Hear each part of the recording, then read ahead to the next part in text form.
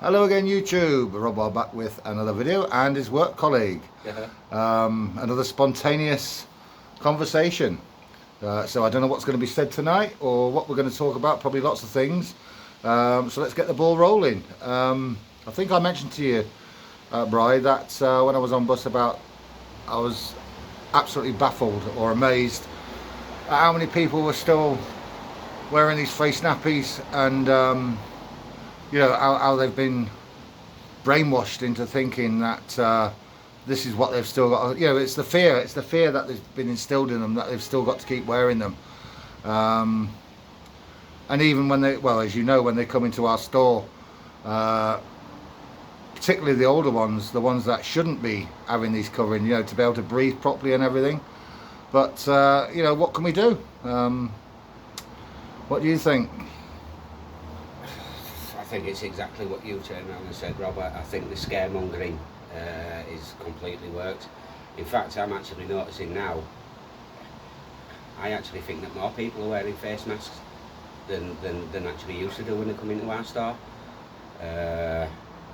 So what you mean before, prior to prior to saying, oh, it's lifted? Yeah, the people. You think there's more people coming in now? I see less people walking around with lanyards on and no face masks than people coming in with face masks. Than people coming in with without face masks, no lanyard. There's more people coming in with face masks on. Absolutely, absolutely. I have. It is in our store. It hasn't declined at all, Rob. In the amount of people wearing face masks. The only people in our store that aren't wearing face masks are staff. Yeah. Do you think it's due to do you think they feel pressured or worried that other people are going to look at them and say, oh, look at them, look, it's disgusting, they're selfish, they're inconsiderate, they're not thinking about other people? Do you think it stems from that? Well, what's the vaccination programme for? Yeah, what's it for? That's a very good question. Yeah, what is it for? What is it for? What is it for?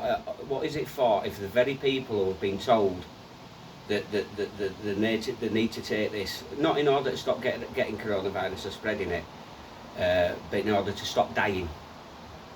So now, it's not stopping you from getting coronavirus, it's going to stop you from dying. So you're still going to get it, you're still going to feel as rough as. I think Piers Morgan were on telly the other day saying that he's never been so ill in his life, but he thanks the government and the scientists for speeding everything up and for getting the vaccine out. There is no absolute proof whatsoever that Piers Morgan would have died 12 months ago. There's no absolute proof. I actually read somewhere the other day as well that scientists are actually starting to say that your protection weans, it starts to get less 6 weeks after you're taking your second injection, which makes me think that we're lined up for a third and a fourth and a fifth and a sixth. Oh, my God, yeah, boosters, hey. But when the government's already into it for about 300 billion jabs, and we have to pay for that whether we use them or not, then obviously the scaremongering, in fact I don't know if you've noticed now, but the scaremongering has gone from the 80-year-olds or over 80-year-olds now to the over 20-year-olds. Apparently we've got loads of over 25 under 25s dying and in hospital in a bad way, and I personally don't know one. I personally don't know anybody who's died from it. Right, they're dropping like flies in the streets. Can't you look around you? They're falling like flies. It's taking over the whole, not just our country, the world. You know, we have to keep wearing these nappies on our faces. We've got to have them boosters, and we'll be having one every month because there's a new variation coming out every month. You can guarantee it. I mean, the thing is, sorry, no, it is. No, you're absolutely right, because the thing is, you don't get the same flu jab every year. They take a sample from flu viruses around the world, and then they work out which strain is going to be the biggest that year, and you get inoculated against that strain. And we're hearing, I mean, they're not calling it COVID variant 1 or 2 or 3 or 4 or 5 now, or Indian variant. They've got stupid daft codes that are just there to confuse. It's actually getting on my nerves, this whole thing. It's as you know, Bri, you know how I felt about this before we even started having these conversations, like going to the co-op, going to the shops, going to where there's public people everywhere. I've never actually worn one of these face nappies, right? I forgot what I was going to say now. Do you think people actually really believe that by putting this on their face that they're actually preventing something from spreading, or do you think it's more a case of they just feel like they're frightened because of what people might be saying about them? Yeah, absolutely. I mean, you know, it's getting to. I mean, I coughed the other day, and it was nothing more than I just had a laugh and a joke with somebody, and I'd had a cough. And it just so happened that I turned around and coughed just as somebody was walking past me, and the person who was walking past me almost threw themselves 6 foot across. And I said to him, they were literally scared stiff. Absolutely petrified. And this was a young lad in his 20s, and he literally threw himself away from me. And I turned around and I just said to him, "It's okay, my friend. I haven't got coronavirus. It's terminal cancer." And the guy who turned around and said, "Oh, thank God for that." And it's not fun. Hey, I'm laughing. It's not funny, but, really. I mean, to be honest with you, that's how it's. You know, that's how it is now. There's too many people too scared. All these people, bro. You mentioned there. I'm glad you said about the cancer thing, because this is all forgotten about. There's millions. Well, in this country, thousands of people that are waiting for treatment, who can't get the treatment they need. It's not just. And they're forgotten about. It's not just waiting. It's not just the waiting for treatment. It's the actual diagnosis. It's the. You know, I phoned the doctor the doctor the other day to get an appointment. By the way, bro, I'll just stop you. You haven't really got cancer, have you? No. Make that clear. It was just something that I turned around and I just thought, let's just see how this goes. But I phoned the doctor the other day, bearing in mind for the last 18 months you've not been able to get into doctors, and I phoned up and I said, "Anyway, I can have a telephone appointment." "Oh no, you have to come down for an appointment." So I said, "Oh, okay then, what appointments have you got?" 5 o'clock and 20 past. Unfortunately, I don't finish work until, and I'm the only one in the day, I can't get down. "Oh, well, there's nothing that we can do." "Okay, no problem." Next morning I phoned up, I said, "Hi, I can have an appointment to see my doctor." "It'll be a telephone appointment. We're not doing walking appointments." It's just, the arse doesn't know what the elbow's doing. We've got all these experts turning around and telling us what to do and what not to do, and nobody's got a clue. We've been told since day one, be scared of coronavirus, be scared of coronavirus, don't cuddle your loved ones, don't go see your grandma, don't go see your granddad, be scared of it, be panicky of it, we have to cower to it. And then I believe a couple of days ago, our newly promoted health secretary turned around and said we shouldn't be cowering from COVID. We shouldn't be letting it run our lives. And then yesterday or this morning, late last night or this morning, he actually had to come on and apologise for what he'd said, because for 2 years they've been telling us to be scared and run from it. And he turned around and said that we shouldn't be scared. They don't know what they're doing. They haven't got a clue what they are doing. To me, the way I see it, Brian, they're still concentrating on the cases. They're looking at cases. They're not looking at deaths anymore. They're not hospitalisations. They're not looking at cases anymore. They're not looking at cases anymore, because I'll tell you what they're doing. They're hiding things now. There was a guy that came on the other day. I think it was something to do. Don't think he was a politician. I think he's one of Whitty's team. And he came on and he made himself sound like a right idiot. An absolute. He did. I think that one guy, for that short period of time that he was talking, did more harm for the COVID, the vaccination, because he turned around and said that 60% of people in hospital are double jabbed. Then the next day he had to apologise because he got his figures wrong. It was actually 60% of people in hospital are not double jabbed. So a massive apology that he got it wrong. But with my maths, you've got 60% and 40%. That makes you 100%. So the big massive thing was we got it wrong. It's not 60%. It's 60%. But does that not leave 40% that are double vaccinated? So they're only really 20% out. You know, 60%, 40%. There's still a lot of people in hospital suffering really badly that have been double vaccinated. When all this started, Brian, it was 3 weeks to flatten the curve. Now we've got all these people who are double jabbed, yeah? And have they got their so-called freedoms back? I never lost my freedom, and you certainly never lost yours. You know, freedom is something you give up. You give it up. You don't get it taken away. Yeah, you don't get freedom back. Freedom should already be there. You should always have freedom. You should have freedom. But the promises that they made about, once you've been double jabbed, you'll be able to do this. You'll be able to go back on holiday. And I feel sorry for them that have actually gone along with everything that the government has said, yeah, and then they find that they book a holiday, they've still got to have so many tests before they go, so many tests when they come back, and if it proves positive, they've still got to isolate for 10 days, even if they've been double jabbed. It's a joke. Well, what about, right, they can't bring out, there's no way possible on this earth that they can bring out a blanket rule saying that if you're not double jabbed, as a government, it would have to be to do with your civil liberties. But what they're actually it's doing, against human rights. Well, what they're it's against human rights. So instead of doing that, what they're doing now is they are having meetings with the FA. They are having meetings with the nightclub owners. And what they're trying to do to get round it is not to turn around and say it's a government or it's a law thing. What they're turning around is trying to come out with a way where it's a business rule. So Witherspoons are saying you can't come into our pub without a double vaccine. Not the government saying it. Let me just stop you there and put a question to you.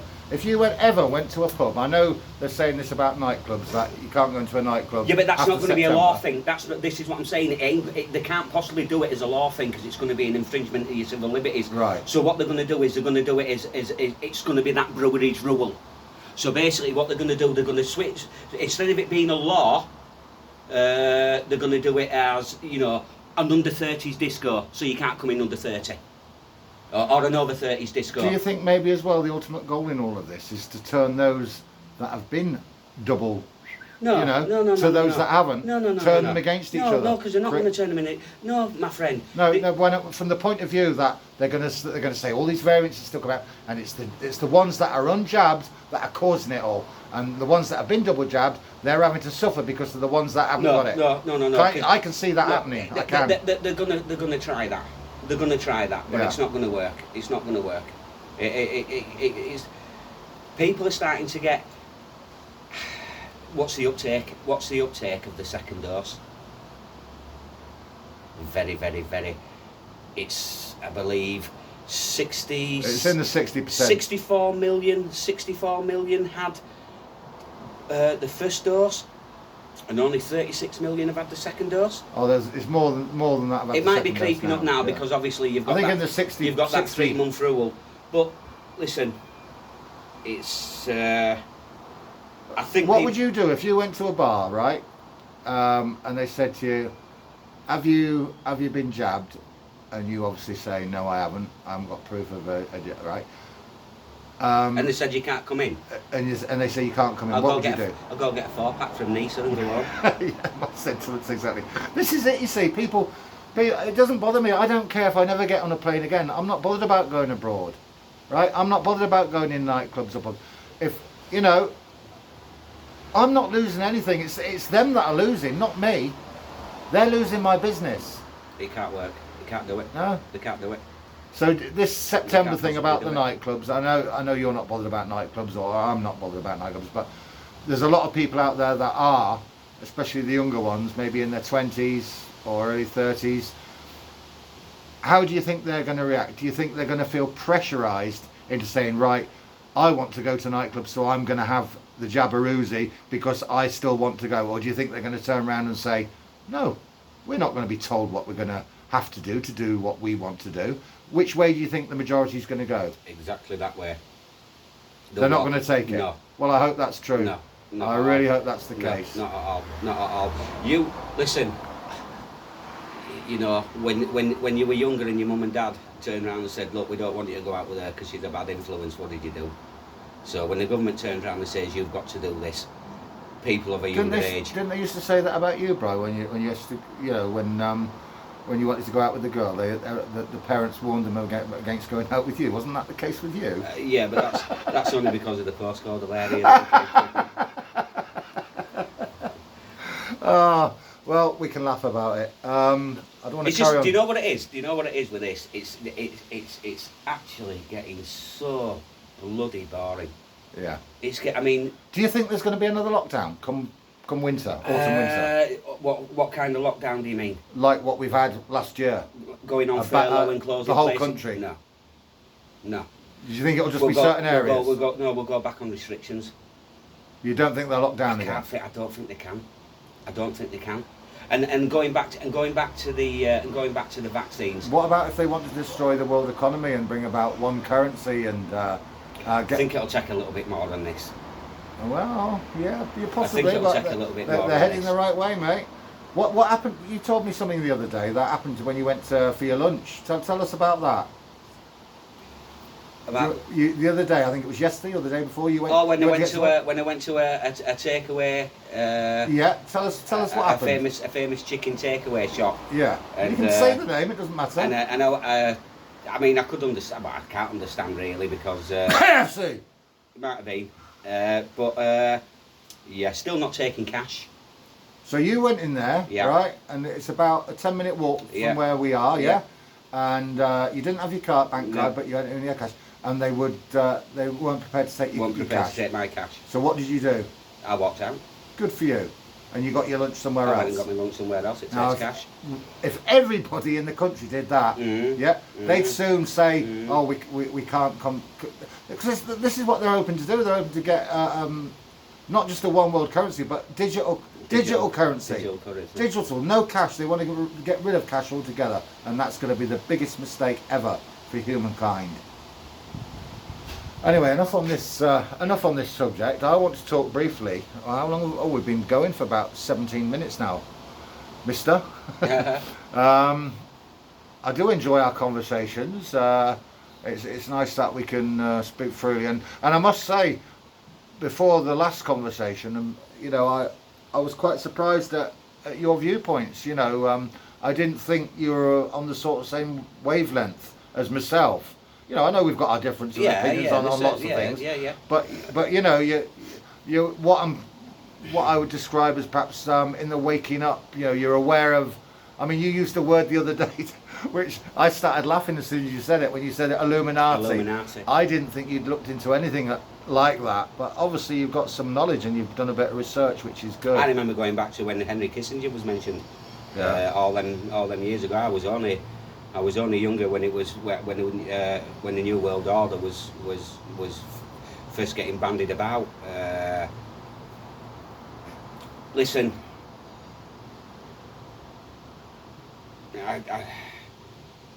everybody were happy up until about, they're happy plodding on up until about 3 or 4 years ago, and then people, I don't know, it seems that this has all come at a really good time, really. I think all this thing that's going on at the moment, because people were starting to question governments, and Do you reckon there's going to be some food shortages, Bri? Sorry to throw that in there, but I wanted to mention about this because a lot of these people that are getting pinged, these drivers, they're unable to get deliveries to the stores, and a lot of people are getting concerned. It all depends how far you want to go in with the conspiracy theory side of thing. A lot of these truck drivers, the HGV drivers, are unable to work, and because of that, a lot of the supermarkets, all the supermarkets, not just one or two brand names, all of them are suffering, and the shelves are being depleted. But you see, the biggest mistake that the what we call the news media are making, instead of not saying anything on TV, they start putting adverts out. Don't panic buy. Don't think you've got to rush out and stock up. And that's the worst thing you can do. The best thing is to say nothing, because this is what causes people to panic buy. Yeah, but what? There's 3 photographs from Tesco's or Asda or Morrison's showing an empty. Mate, I went shopping 3 weeks ago, on a red hot bank holiday. I couldn't get a beef burger, I couldn't get a loaf of bread, and I couldn't get a bread cake. There That you was go. nothing to do with coronavirus. That's because it was a bloody nice weekend.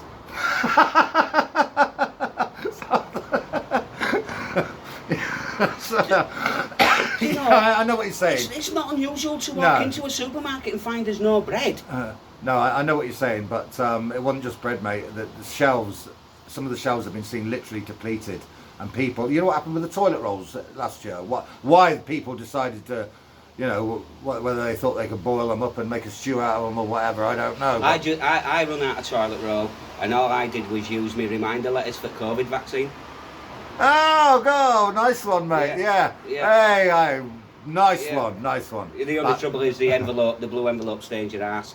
So just use a letter inside. Right. Well, we're going to leave it there, Bri. And I do promise I've had it everybody. for coronavirus. Yeah. Listen, our next one, whenever that might be, we're going to be talking about the fake moon landings. Yeah. Okay. We've got a lot to discuss on that one. There's a lot of good topics I want to bring up, and it'll be very interesting. But thanks everybody for listening, and thank you, Brian, for being a host on my channel. And I've got, as I say, I got a lot of good feedback last time, so hopefully we'll get a lot more good feedback this time. And we'll speak to you soon. Bye for now. Bye.